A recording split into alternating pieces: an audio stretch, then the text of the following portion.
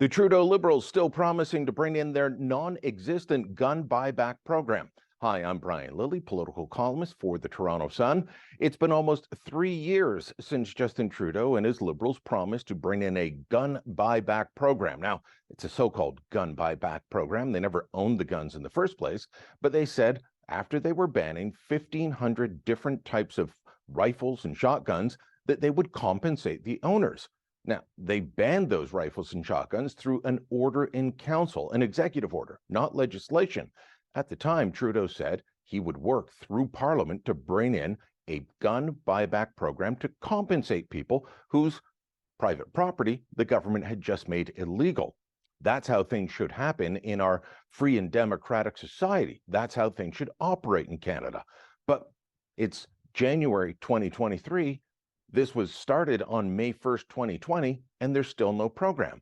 But don't worry, in a year-end interview with the Canadian Press, Public Safety Minister Marco Mendicino was saying he's looking at a variety of options.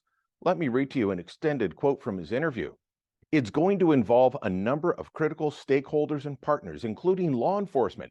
But we're also working with other levels of government. We're working with industry leaders. We're working with potential third parties. So we are exploring all of these options. Let me break down for you why the Trudeau Liberals have to look at all these options so late in the game. Nobody wants to be their dance partner.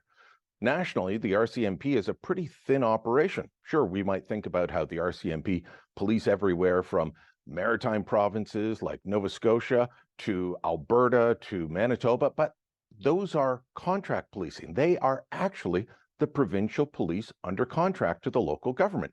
And the local governments there say they don't have the resources to make this a priority. The Ontario Provincial Police and Quebec Sûreté de Quebec, they don't have the resources to run the federal gun buyback program. The feds have tried to see if the military could do it. That would be a disaster, and it would be completely wrong. They've even asked Canada Post if people could just drop off their guns at the local post office. Can you imagine someone walking in with their 3 AR-15s and handing them over to the kid behind the counter at the Shoppers postal outlet? That makes no sense at all. Bottom line, they promised to do something. They had no idea how to do it. Almost 3 years in, they're still saying that they're going to do it. What's this really all about?